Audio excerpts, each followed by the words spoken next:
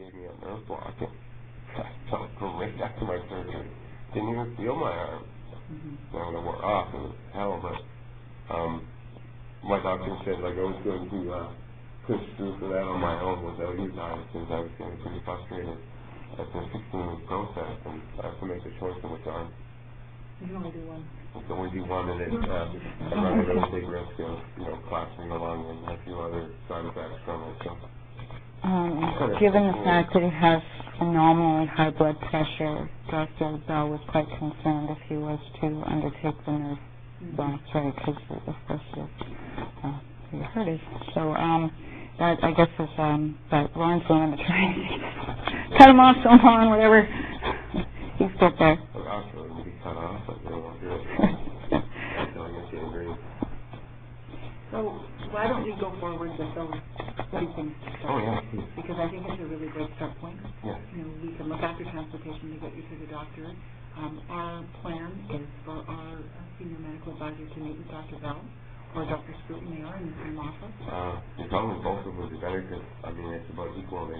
Yeah, we're going to try and coordinate that, and we're hoping to do that next week. That's the challenge, of course.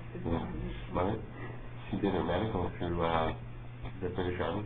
She got a master's in biomechanics. Dr. Bell or Dr. Scoot? Dr. Scoot. Yeah. 35 years biomechanics. Yeah, her and her husband both have the same degrees and everything, so. So we... When that guy told her she wasn't qualified. Yeah. Yes, I'm not the practice there. Sure. He has another practice. So, around Quadra. Yeah.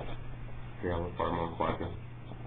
But, yeah, they were both we will meet with her great. next week and let you know where we are at. Yeah. And partner with her, because what our experience is that the more we together, from our medical perspective, with your clinicians partner together to try and find the best solutions to problems, it always works better. Yes. I mean, I think in terms of your doctors, they didn't feel, because the one claim was closed, your first April claim was closed, and the second one was still active, that she wasn't, because of course her rejection, you stopped anything, so she was disengaged from the law. She was very happy to receive a phone call from us. Yes, and very much wanting to... Did she call you after? Yeah, actually, it was like an hour or two after. I wasn't at home. She probably got in touch with me the next day. It was quite an interesting conversation. I think the bottom line for us is letting you know that, we can't pull stars from the sky and pull rabbits out of hats and those types of things if, in fact, we just don't have the ability by the mandate we have under the legislation.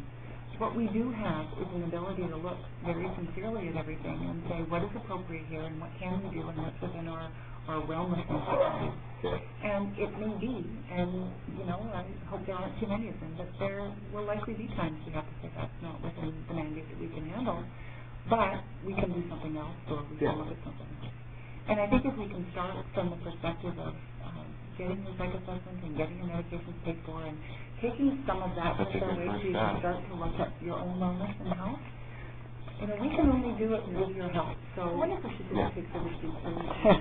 Thanks for that, I did go through it just to give you a quick rundown of where I was at with the medication. I broke it down to the three that we had still outstanding from 05. And then I, for some reason, don't have a single receipt from 06. Not too sure what happened there. That's just it. I've ripped everything apart, but she does have everything there. And then the 07 printout is right here, and I had a few from the Cumberland clinic, and of course the pain program that was added onto that. I have everything from 08. And of course that bit from that one that you guys have there in front of you, and just in that little bit, it's over $2,200 in prescription medication. That's without of any of 06. Okay. Let's just take it and we'll return the original stuff. We don't have now. We don't have to have the originals to pay, but you need to keep them. Yeah. But we'll take these, we'll photocopy them, and we'll send it back. It's just easier if we fill out the paperwork and the. That's fine, because we can get a printout of all that from shoppers, so it's all good. Do you fill your prescriptions there all the time still? Yeah, it's right beside my doctor's office. Okay, that's perfect. Yeah. Yes, and our bank at one time was And right he knows there. me and stuff like that. Okay, so we've got back steps that we need to look at from the original claim. Yeah. We've got restrictions, we've got transportation, we've got the psych assessment upcoming. Down there. Yep. And you'll let us know if we prefer to travel there or to It doesn't really matter to me. It's whatever it's easier. It's your decision. Up here would be, it's a lot easier. Unless the psychologist has booked patients and not reserved it today. I'm easy. Like, I am really easy, really accommodating. So we'll go in contact with the psychologist and see if we can get it settled. And if that's the case, I gotta say, it's a pretty easy flight. Hardy to Richmond. Yeah, I know, you get served lots of stuff. I mean, you're up and she serves you like pop and cookies and chocolate bars and all this stuff, and you're going down. But I have to admit, it was way easier to get here than they would have been here. Oh, yeah. The drive is really long and really, really annoying. So the outstanding issues you've identified, other than the CLIPS issue, is ones that we had identified too. So we're very much on the same page. I think the go forward part is we're going to have to make decisions as information comes forward. Yes.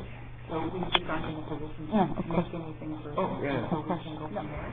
But we can look after the transportation, we can look after your medications right now, and go from there. As well as your second step. Well, like I said, this is the best step forward in, well, my whole claim.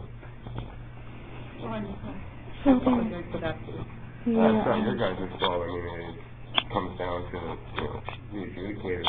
Well, sometimes it is the system, and it's a challenging legislative environment.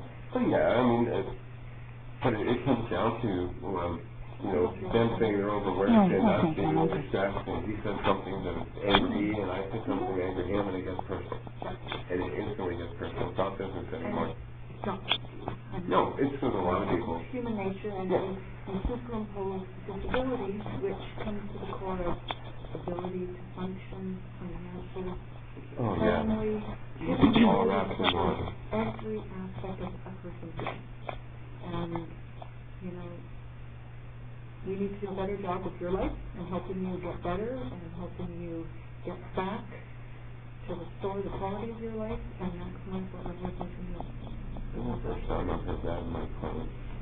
He's still first. Usually it was, it's costing you too much money and it's all in your head. And it really is why we're here. It truly is the mandate of the board to do that.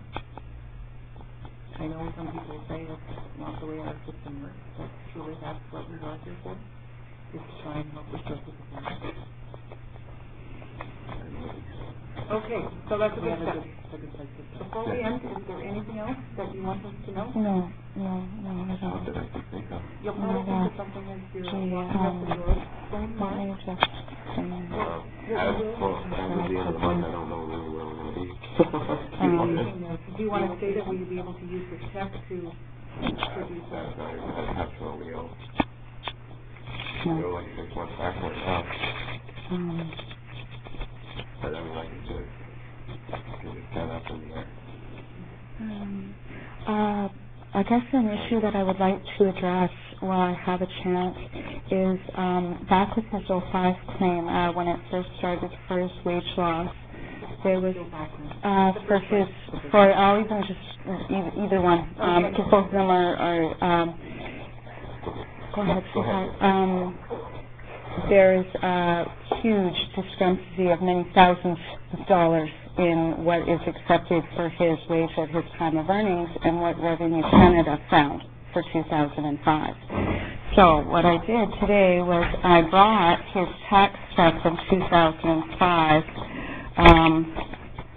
It was stated that Lauren had only made 33 or something like that the year that he was injured, but Government of Canada actually found the fact that he has made in excess of $47,000 that year. So we have many monies that are an issue, considering what was actually accepted on the claim for wage loss and what the Government of Canada says that he made that year.